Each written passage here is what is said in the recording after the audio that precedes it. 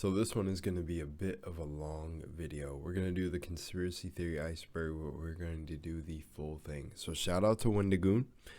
Big shout out to him. This series is really awesome. Sorry I'm not being completely myself in the videos. I don't know what I really can and can't say. The fact that this is still all on YouTube though shows that he's doing all right. So I'll give little comments here and there. I do want to be as transformative as possible, just for the simple fact, like, I really don't want to be re-uploading the video. You guys know how I roll. I don't have to explain that a million times in other videos, but just to make sure. So welcome back, ladies and gentlemen, back to the theory, or the theory conspiracy berg ice.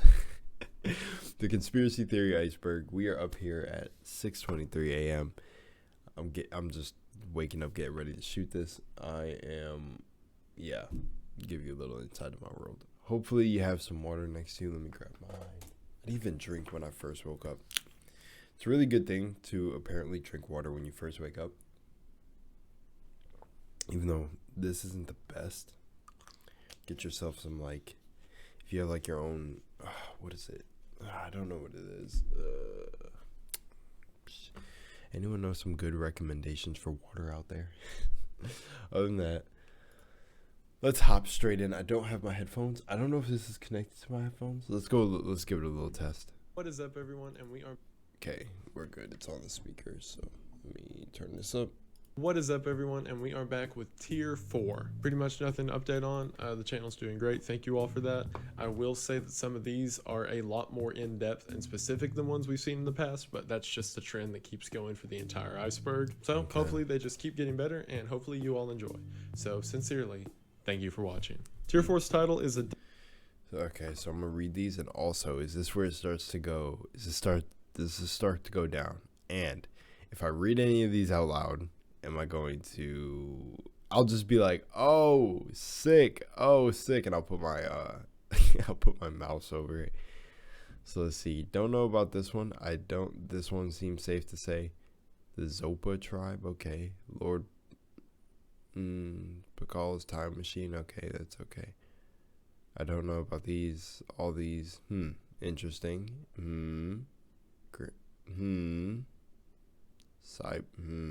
Cyber squatting, time travelers, okay. Ooh. Oh.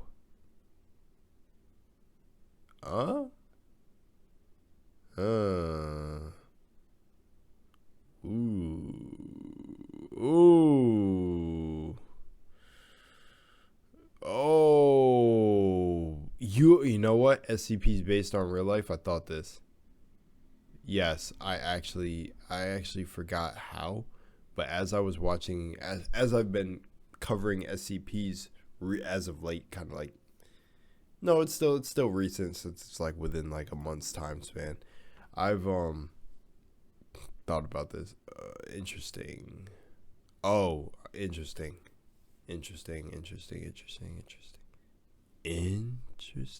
What the fuck? Okay, some of these I don't want to hover over, but. What the okay. Depth of secrets, and it these are gonna require some more, like, him breaking them down. I don't know if I gotta hear some of these. Is tier okay? So what tier does it get crazy? Let me know down below. It's occult learnings and mysteries of. Where is this? Occult learnings and mysteries of the lower. I know he's gonna read it. Actually, let me just let him read it, but I want to read it for myself. Lower tier that apparently seem to be innocent start to become more sinister. You begin to see patterns everywhere, realizing you only dip your toes in the conspiracy world.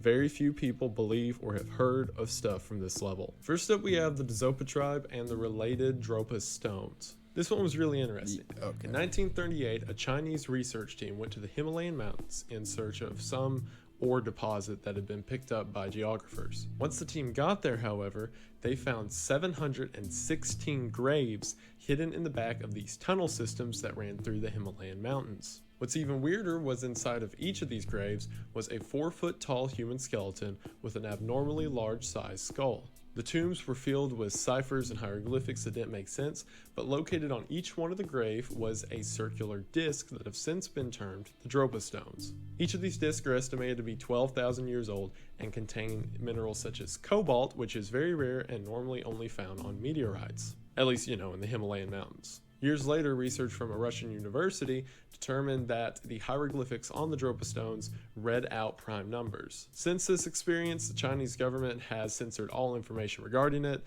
and made that section of the Himalayas a no-travel zone. So yeah, starting off with a good one. When they section off areas or make them oh, it's a no-fly zone over here. You won't be stepping your little feetsies over here. I wonder what they think. Do they think like do they think there's going to be, actually, why am I even joking or laughing? I do definitely believe there are some, what do you call it? I said like 500 times. That's what happens when you're first waking up, at least in my case. But they, expert geologists are going to come over there and just absolutely tear through that like Indiana Jones. I wonder what they're really afraid of someone finding.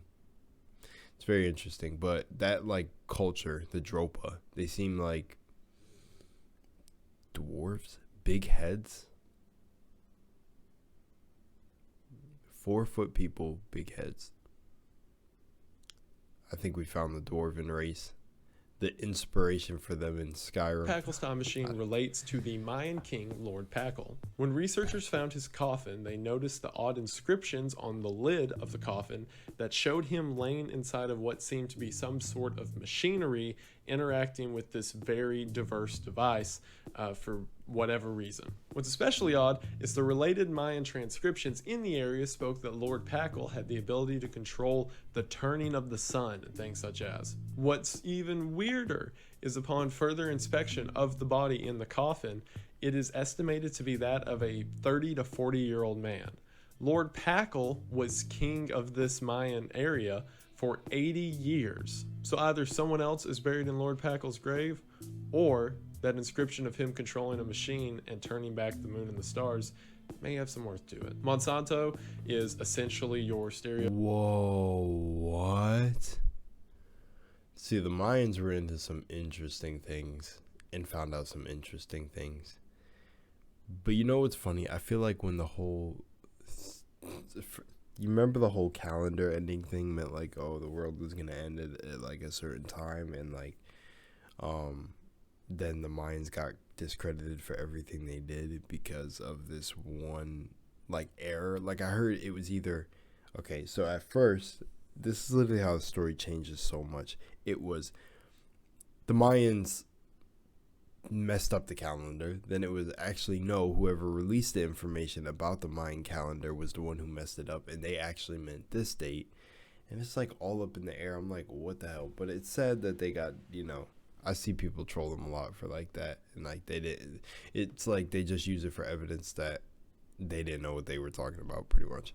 Now Monsanto, I didn't recognize the name when I first seen it on the list, but I actually talk about this. So to throw a little thing about Monsanto, which let me just look it up just in case. Agricultural company. Oh yeah, GMO seeds. Okay.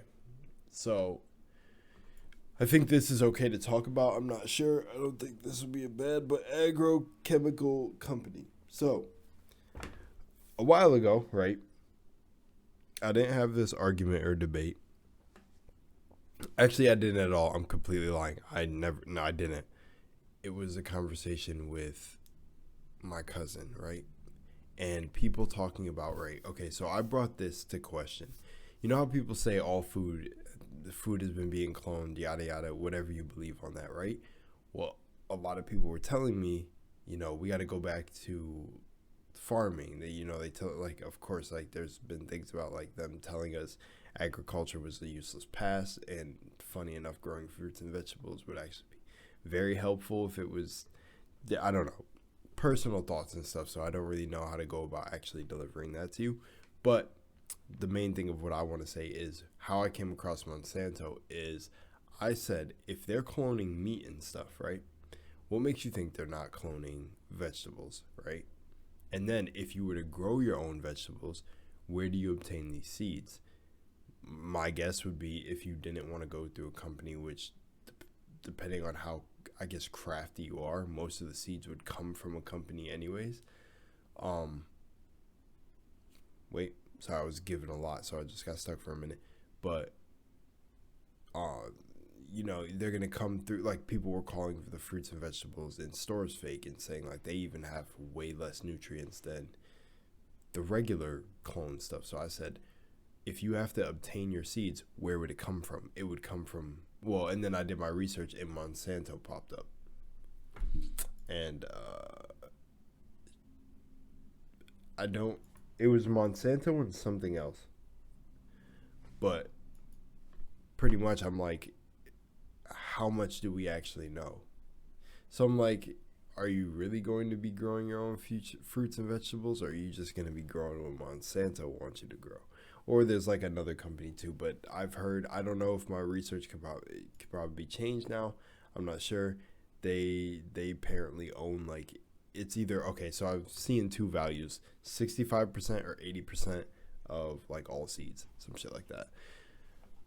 That's my stuff. Sorry I sound so like monotone. I'll pick up the energy. I'm just super tired. Typical evil conglomerate company. They have been known to sue farmers for using natural pesticides in growing supplements. They have been known to fund government campaigns in which the elected politician plans to cut back on restrictions regarding the environment, and have even gone as far to cover up cancer research on their specific products when it's been known to, you know, cause cancer. Of course, as you could imagine, Monsanto is at the center of a lot of conspiracies regarding big pharma and evil tech and things such as. Vimanas are interesting, and one of the weirdest parts, I think, whenever you look into this whole ancient alien idea, in old Hindu and Sanskrit text, there are these records of these giant flying palaces, and they're not mentioned in any supernatural or strange sense. There's simply depictions and writings of these giant floating palaces that would exist above the Himalayan mountains. It's so odd to me whenever you look at stuff like this, how old world countries would simply just be like, oh yeah,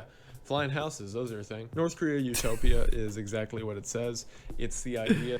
He's not wrong though, because it's very strange that, like,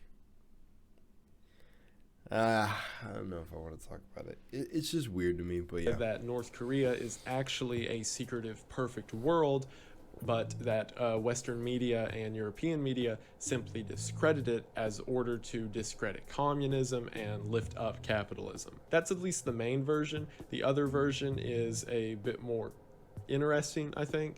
It's the idea that beneath North Korea is a perfect utopia, but in order to seem unassuming to the world around them, periodically different citizens are sent to live on the surface for years at a time in order to maintain a low-key look, while they live in perfection and disease-free beneath. However, the first version is usually the most popular, as it's simply saying that our governments are censoring information as to not give us an idea that other systems of government could work better. Could work. L'Enfant, also known as Pierre L'Enfant. That's actually pretty cool. Like, that's like just pretty cool of a theory.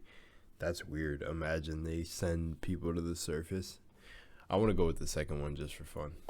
Was the chief architect who designed the streets for Washington, D.C. In his notes, he said he used the celestial bodies in order to map out the routes for D.C. That's why D.C. has very odd street planning when it comes to diagonal cuts and things such as. But as other people have pointed out, these streets also line up in satanic shapes, such as several pentagrams or old world geographic shapes being formed by DC streets. This all relates back to the idea that he was funded by the Freemasons and that the original leaders of the United States knew what he was up to, and it's all Illuminati, Satan, government, yeah. The grand unified conspiracy theory is rather diverse depending on who you ask. Normally it looks something like this, and is just the idea that reptilians and big pharma and Illuminati and Satanism and all that interconnect with each other, and it is all one conspiracy theory that we just look at certain aspects of. Cyber squatting time travelers is pretty funny. For those that don't know, cyber squatting is the practice of buying URLs or usernames on websites that you know are the names of famous people or companies in the hopes that they will one day buy that domain off of you. So the time traveler aspect is hilarious. The only evidence I could find with any of this was supposedly odd names that wouldn't have made a lot of sense, but I mean, you could just chalk that up to people hoping to get lucky. Comic-Con child recruitment's pretty sad. Just the fact that there are children every year during Comic-Con who go missing. The idea of which being they're abducted by human trafficking rings. However, the conspiracy goes a level deeper and says that Comic-Con knows of this behavior, but they are paid off in order to turn a blind eye or to not better tighten security to prevent this type of thing. Oof. That would be crazy if someone was to like unearth the truth of that, but I wouldn't deny it. That sounds pretty crazy. You know, from from like commenting over certain things that he says, I wonder, is it like, it just keeps running in my mind because I wanted to say something about the last 3 that passed, like L'Enfant and shit, but I'm just like, maybe I should just show my enjoyment instead. It'd be like, it's crazy because I don't know if I just want to just be like, make little comments, but like something bothers me about it. But I do want to say I could see that. I could see that with a lot of businesses. I saw a joke. Well, not a joke. I heard this actually happen in a video I just watched. I'm trying to think of the guy's name. I know the first part is Matt, I'm pretty sure. But he's he's like a comedian. Or no, he is a comedian. I said he's like a comedian. See what I mean? It'd be that waking up phase. Ready? Hold on.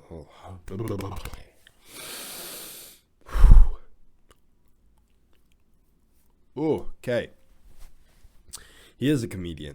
And in his little special he talked about Wayfair. Now, I don't know if that is true about Wayfair. He made a couple jokes. The special was pretty crazy. I'm going to upload it and stuff. But he talked about something about trafficking, too. There was trafficking in it and just, yeah. There was a little bit about it. Something about, body parts. That's why I'm being a little weird about talking about it, but yeah. Surgery, runaways. So I could see Comic-Con doing something like that. Was just vague enough that it was hard to find any information on. I believe this is referring to the fact that there are plastic surgeons who will famously perform surgery on either runaways or people who have been kidnapped. This wraps back into human trafficking, but it adds an extra layer to it by implying that medical professionals, or at least some, are in on the whole scheme. Lifetide is a book written by Lyle Watson. A lot of the complex in it are pretty intense. From what little brief reading I did on it, it seems to be the idea that humans are artificial, or can at least summon an artificial self through their thoughts, and it all has to do with introspection and the idea of looking inwards to bring out the better self. So a lot of sort of Eastern philosophy, yogi type ideas. Baltic Sea anomaly refers to an event that happened in 2011. Okay, so something like that. I'll tell you this, right? I don't want to get too deep. I don't want to seem like a certain guru or something, but yeah, things like that do have, like, God damn it. It's like these things have evidence behind them now, so it's funny. Just like people have done their research and digging, and especially when you do your own research and start digging, you can kind of see that these things are things that are actually naturally happening at a level where people don't realize. Like, some people do it unconsciously, creating these certain egos and stuff.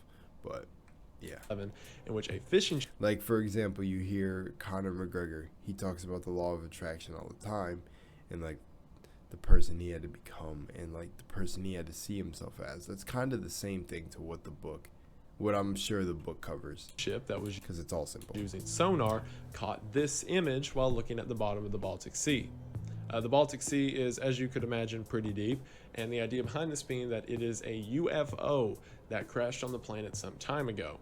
It's still there to this day. However, for anyone who knows anything about sea travel, it is much, much harder to keep someone alive underwater than it is in space. This is due to things like pressure, and the deeper you go into water, the harder it is to maintain, which is the reason we normally just send submersibles really deep, and it costs a lot of money. So no one's seen it fit to investigate this yet, or that's what they want you to think. But either way, as far as this moment goes, all we know about is there's this odd shape down there. Planned extinction is just... I'm not going to lie, I completely forgot about pressure and everything with the sea and everything. I mean, what they want you to know. But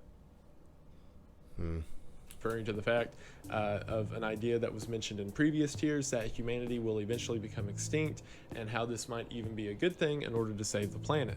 That's the entire idea of eco-triage, that we have to cut off the bleeding somewhere, the bleeding being us, in order to save our ecosystem. Haunted locations world map. From everything I can find, there are several maps that display different haunted locations in the world, so perhaps looking into each of them and researching. If that's what this does means, this could literally go on forever. Yeah. But I think it's just referring to the fact that there are documented records of haunted places around the world, and that should be at least a little bit concerning. Artificial poisonous snow is something that occurs in mostly Midwest cities, from everything I could find, in which snow will occasionally fall from the sky and not melt for a very extended amount of time, and whenever flames is held to it, it becomes black. The implication in this being that the government or some other force is raining this artificial snow on us to poison us in some way. However, in the extra research I did on this, I think this is just pollution. King Babylon's world control is kind of vague because there is no King Babylon. Babylon was an empire. There are kings like Nebuchadnezzar II and Hammurabi, and each have their own conspiracy theories. Yeah. If I had to guess, this is specifically referring to in the book of Revelations, where it talks about Babylon will be the downfall of the new world empires and things such as, which I think this is basically referring to the idea that there will be strength rise up from the east, so to speak. However, that's all speculation. What I believe the conspiracy is referring to is just this idea in Revelations, and the idea that at some point there will be a leader rise up in the Middle East who will dominate control of at least several world powers. Depopulation funds is very closely related to the planned extinction I talked about earlier. When it comes to this, everything I could find mostly related back to Bill Gates and ideas that money is being put into several ecological departments that are studying things such as, and everything else I could find on it related back to the idea that they are planning to get rid of what they refer to as useless eaters, which is actually... I want to pause the video to actually say this one thing. This is something I don't understand. Ugh. Have you guys ever sat back and really asked yourself what truly is going on, right? Okay. I want to make sure I actually get this like completely smooth coming out of my mind. Okay. Money has no intrinsic value. No natural value. It has no value but the value we give it. We collectively agree that this green little piece of paper will buy you a Snickers at the convenience store, right? What's kind of boggling my mind on it is it's like these billionaires and stuff have all, okay, like, you know, it's turning mostly digital now. Well, but they have this money to put large amount of funds, like say depopulation funds, into stuff. But it's like, why, right? Because at the end of the day, it's power, right? Something is so weird about that. Something is so weird about that, and I feel like a lot of people, I rarely hear people talk about that, but I know there's definitely people out there who think about that. But if you think about that, that is super weird to me. If power is all that they like obtain, is like money almost a mask for power? Like, you know, you hear people say more money or money is power, or just like in certain cases, but I'm just like how though, right? If they wrote the whole script to all this, so say like there's this whole depopulation thing, or like how he said the planned extinction, if they wrote the whole plot, you know, people think certain world events that happened are planned or staged, even oddly books predicting certain things that happen, but is it really prediction if it's all written down what's gonna happen? It's like, what is money there for then? Is money just a way to control like the populace and make like sell the illusion to us that they're actually putting large amounts of funds into certain things when it comes to like space exploration and stuff like that. Because it's like I really just thought about that for a second. I'm like, where did the first, like, I wonder, where did the first belief or something stem from? Where, because I would imagine if you had enough power, then money wouldn't matter anything to you in a way. I feel like whoever's watching, you guys right there, if you're watching and you're at this point right now, kind of get what I'm saying. It's like weird, right? There's depopulation funds, but it's like Steve Jobs or any of them, Bill Gates, they've done so much with like the companies and things that they created, that haven't they created such a control and power that they just kind of could do what they wanted through influence instead of money, or money is the influence. It's just like, I don't know, I'm thinking too deep about like, where the hell does the money start at? Where did a currency even become an idea? I don't know. Strange. Actually, a term. Maybe I'll look into it a little bit more. Like, but it's not as simple as finding the root of where money stems from. It's like, why is it really used? Originally coined in Nazi Germany, and just refers to people who take up space in a population without contributing.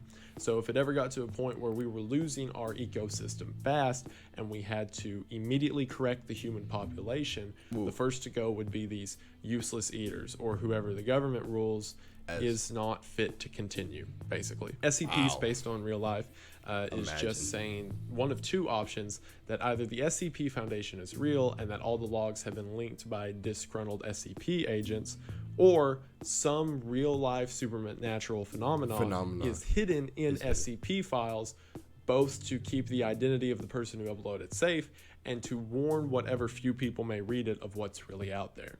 I personally like the second one more, since it's at least sort of plausible. Yeah. So, yeah. Holotropic breath work is a practice that is found in a lot of yogi circles, especially Chinese and other Eastern philosophies. It's the idea that quick, fast breaths for time periods up to even 3 hours can cause the body to sort of reset itself and be more in touch with the inner self.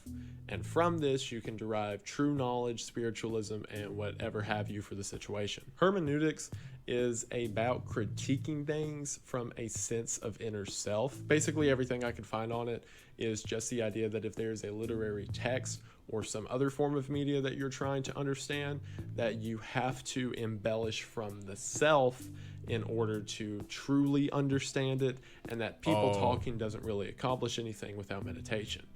Almost every application I could find of this related to the Bible, and there are several people who have their own interpretation. The Hermetic laws, hermeneutics. So I just pieced that together. Okay, so I do understand this. If you know the Hermetic laws, and a lot of this makes sense. Of the Bible using hermeneutics. The sea people were interesting. When I saw the title, I thought this would just be referring to Atlantis fish people or whatever, but it's not at all. From 1200 to 900 BC, there was a group of people who are only known in history as the Sea People, who went around the Mediterranean Sea fighting different nations, famously of which was Egypt around 1000 BC. These people were supposed to be taller than the average person. No specific mention of giants, just that they were rather large, and they were great fighters and plunderers, and from everything I read, the earliest possible version of pirates. What's interesting is no one knows where they came from. About every other player around the Mediterranean was noted for at that time, and to this day no one knows where the sea people came from or where they went, and they just forever remain this kind of blip in history. Cryptogeography is exactly what it sounds like. I like little cool moments like that in history. I think that's really cool. Like these random, like, just like encounters that pop up. But yeah. Like how cryptozoology is the study of paranormal animals, cryptogeography is the study of paranormal spaces. So Bermuda Triangle, haunted sites, yada yada. Infrared laundry balls is the fact that laundry detergent balls that supposedly even in advertising for them mention that they clean clothes with an infrasonic wave actually elicit enough of the stuff to harm the individual. However, whenever companies say stuff like that, they're just using big words to try to talk over people's head and make them think they know what they're doing, because No, they don't. Neg entropy, or negative entropy, is a concept that exists in thermal physics. The idea is all sources of energy derive from heat in some regard. They either bring heat in or let it out. And any action of energy dispels heat in some way. This makes sense if you think about it more. However, a theoretical negative entropy item would bring in heat or ambient energy in the air whenever it performs a task or does any function. Yeah. This would theoretically cause a sort of paradoxical loop in which something can be done without taking in energy, and as a matter of fact, creating more of it while also doing more. So this could spiral on forever and ever, and if you read theories on this, in the universe. So that's cool. I'll be honest. Yeah. I could not find anything on Nexus 7. There was one website called Nexus 7 that had a few creepy articles on it, but that was the name of the website and not a conspiracy in general. Nexus 7 is both the name of the Android laptop or pad or tablet, whatever it is, and another theory for the movie Blade Runner that one of the characters was a Nexus 7 model. So anything I look up for theory or analysis goes to one of the two, and I have absolutely no idea what this could be referring to unless the tablet or the character from Blade Runner has a conspiracy behind it. It's come to my attention at this point that when this is all over, I'll need to do a corrections video because there's a few other minor details I messed up on. So if anyone can tell me in the comments what this Nexus 7 thing means, I will absolutely give you credit for it, and I can quit trying to look up pictures of tablets. So yeah, sorry about that, but I promise I tried. The Black Hope Curse is an interesting one. In Houston, Texas, there was a family that moved into a small suburb and immediately began noticing odd things happening around their house. Until one day, an old man showed up and told them that they had bodies in their backyard. The family didn't believe him, but after digging up the backyard, they discovered that there was in fact 2 dead bodies buried side by side. It turns out the neighborhood was built on top of an old slave cemetery, the name of which was Black Hope Cemetery. The family reburied the bodies and set up a memorial for them. However, things kept getting worse around the house. At first it was subtle, such as a missing pair of shoes here or a slight noise down the hallway there. Okay, so that's how it started. That's crazy. Damn, so these became some vengeful spirits, huh? Because I was going to say, damn, they set up a memorial for them and everything. I guess I was like, it's the thought that counts. But then again, does benevolent energy care? Until eventually it became more malicious. Things that were being lost in the house were found on top of the graves in the backyard. After doing research, the mother figured out that these 2 were a buried slave couple. And she felt that by disturbing their grave, she had made them angry. This led to an eventual legal battle with the neighborhood because they sold them a house and didn't tell them there was bodies under it, to which the judge said he would need definitive proof that there were bodies under the house. The mother, in a rage, went back home and began digging up around her yard. Her daughter, who was helping her, came across another body, said she felt ill, and immediately had a seizure, and then died 2 days later in a hospital. The family moved out of the house, the bodies were covered up, and to this day it says that the Black Hope Curse still resides in Houston, Texas. Falun Gong is an interesting one, as it seems to be a religion that's derived from Chinese philosophy that also went at odds with the Chinese government. Okay, hear me out, right? This is probably a horrible, horrible idea. But oddly enough, I want to visit there. Oddly enough, I need an update on what was going on. I feel like that was way too short. And what the heck? Stop forced, and you can read the rest if you can see it from there. If not, I'll put it like this. Whoa, that's crazy. That's insane.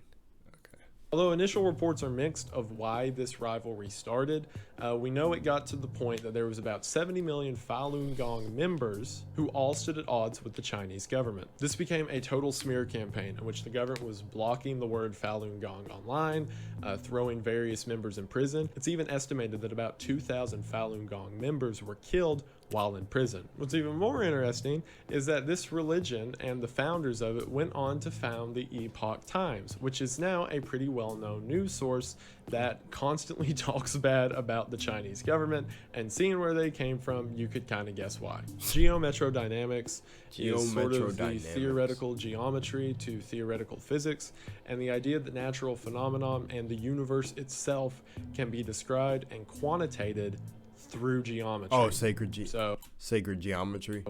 Super next level math stuff. Tor, owned by the government, is in reference to the internet browser Tor, also known as the Onion, which lets people access the dark web. What's funny is this conspiracy iceberg was written in 2017, and it has since been proven without a shadow of a doubt that Tor is absolutely run by the government. Not only was it only created to perform government ops and things such as on unlisted websites, but it is also known that they monitor certain transactions on it in order to figure out where people are and what they're doing, and certain upkeep cost for the Tor browser is funded by certain state departments, if secretly so. So yeah, look at this, all grown up. Something that was on the conspiracy iceberg, now making its way into headlines. Isn't that cute? Cave Dweller Holocaust, while I couldn't find a very specific instance, is in reference to the idea that there were at one point at least two different kinds of humanoid creatures, one of which being us, the other being troglodytes, or cave-dwelling creatures. The idea being that at some point we hunted and killed these troglodytes either out of self-defense or just to stay at the top of the food chain. This relates to several old world mythologies and stories relating to a troglodyte or cave dweller type creature, but obviously none existing in our present sense. The Trilateral Commission is a board that was founded in 1973 by John Rockefeller. That's a cool icon. And yes, that's the Rockefeller name. They meet twice a year in Tokyo, Japan, and the board is made up of United States, Western European, Japanese, and Canadian members who discuss, kind of like the Bilderberg meetings, capitalism and other adult things. I don't know what they say they do. It's absolutely rife with conspiracies. Like reading about these people, they get blamed from everything from 9/11 to John F. Kennedy, even though they didn't exist yet. So yeah, super creepy top 1%. But something before them existed. 1% elitist. Meet every year and talk about stuff. Also, I should mention, especially with that one, I'm at the point in researching this stuff that whenever I type some of this in, the first results are what are you talking about? You don't want to look up that. Look at this picture of Trump and Epstein. Or like the first 10 search results will just be headline after headline that's like, the dumbest conspiracy of the year, ? See why people don't trust the elite. So yeah, I can only imagine what the other 6 tiers are going to be like. Dolphin intelligence is exactly what it says. The idea that dolphins are much more intelligent than they're given credit for. But in the more conspiracy side of stuff, it is more so than even the government's letting on. Ideas being that tests with dolphins have shown that they have very complex thought processes, even understanding of right and wrong.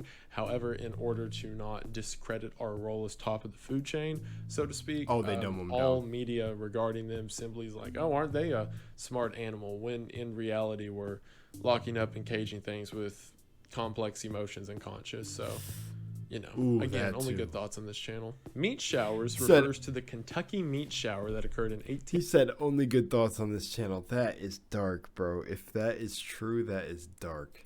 1876. As witnessed by many people on a farm in Kentucky, specifically Bath County, Kentucky, for several minutes, chunks of meat anywhere from 2 to 4 inches wide rained from the sky. And this isn't just like a few pieces after the other. This is like a shower of the stuff, to the point that the entire ground was covered with it in a 100-foot radius. This was 1876, so research was weird. There are some people who said that it was essentially a giant cyanobacteria, to others who said it was human flesh, and then researchers who pulled meat from the area got everything back that it was human, to deer, to bear, to whatever. Also, I should mention the amount of people who ate this meat off the ground and said it was either chicken or horse was alarming. Himalayan zombie refers to the ideas of zombies that exist in Himalayan culture. Yes. There's got to be the one person who eats it off the ground. That more so follow the entire voodoo idea of zombies as a resurrected servant of the dead. A lot of the mythology around them is really cool. such as the fact they're not allowed to bend over as they are sort of this hardened corpse. So several houses in the Himalayas will have the door built lower just so these creatures can't get in. They're also specifically referred to as rolang, and there are 5 different kinds of rolang that each have their own weaknesses, ranging from you have to break one of its bones to you have to hit it on a specific spot on its body, and so on and so forth. Where a lot of the creepiness of this comes from is that Himalayan tour guides will be walking with people up the mountain, and travelers who have been with these tour guides will point to someone standing way off in the distance, to which the tour guide will simply say that's a rolang. Don't look at it and just keep walking.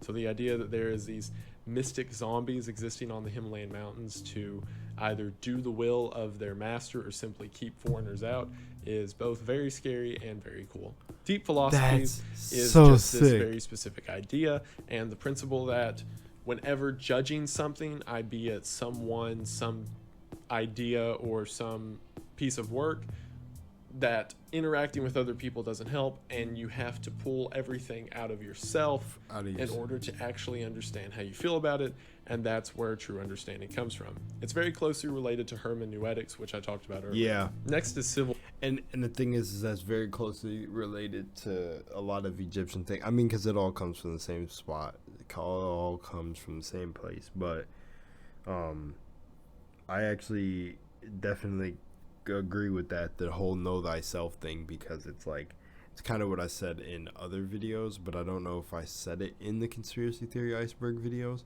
but it's pretty much the thought that you need to master yourself to beat the game. You came here to learn how to manipulate energy and then leave, but manipulate doesn't have to be in a bad way. It's just manipulate it in a way to where you can live comfortably, whatever that means for you. Some people think as Earth as a school, some people think of it as a prison. Either way, the smartest thing would be to know thyself and improve on yourself as much as you can throughout your life, because most external things won't help you anyways. Like, that's just it.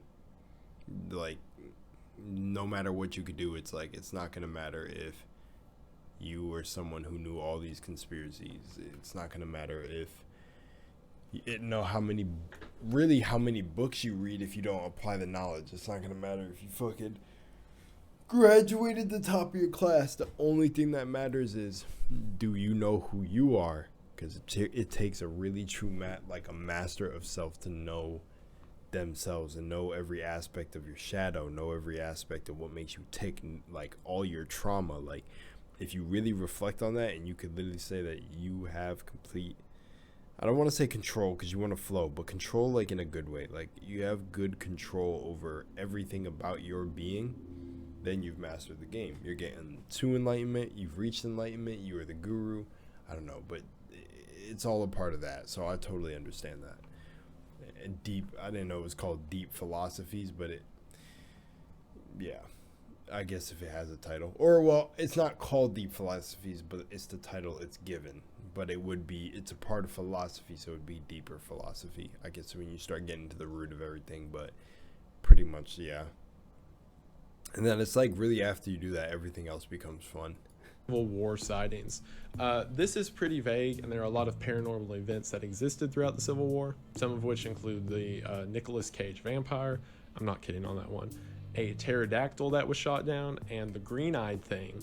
But what I think this is referring to is the ghost sightings that have taken place after the war. While there are several of these, I will stick to a few of the most notable ones that occurred at Gettysburg. For one, at Little Round Top, during a filming of the movies Gettysburg, extras that were in Union uniforms were sitting in the woods, to which then an old Union soldier who smelled of gunpowder and looked very rustic and dirty came up to the men, began talking about how much this fight meant to him, handing out ammunition, and then ran away. When the men got back to the shooting site, that man wasn't there, and no one had any record of an extra being there. After presenting the munitions to the prop department, they said this isn't theirs, and this is real munitions from the Civil War. Sachs Bridge is another one in which a group of teenagers who were walking over the bridge began hearing horses running and cannon fire go off, to which they got scared, ran away, but then decided they should go back. When they went back, they saw the apparitions of people on horseback jumping over the river and riding up the hill. There are several reports that while at Gettysburg, people have heard cannon fire and the sounds of battle raging on, the idea being that these people are stuck in a perpetual loop. My favorite, however, out of all these is that of the ghostly surgery room. There was a building on the Gettysburg battlefield that at the time was being used as a field hospital. That building is now a library. A few years ago, 2 men were taking the elevator down to the basement. When the basement doors opened, it was not the basement that they knew, and instead it was a very old Civil War era appearing room that was full with patients and doctors running around, and it was the full scene to them of this entire hospital in motion. Both of the men freaked out, and one of them rapidly pressed on the button to go back up, and just as the doors were closed, he made eye contact with a nurse who saw him for a brief second. This last one's especially cool because it gets into one of my favorite theories about ghosts, that of being, since time is an illusion, there are moments in which time doesn't react correctly and 2 people standing in the same place interact with each other without knowing it.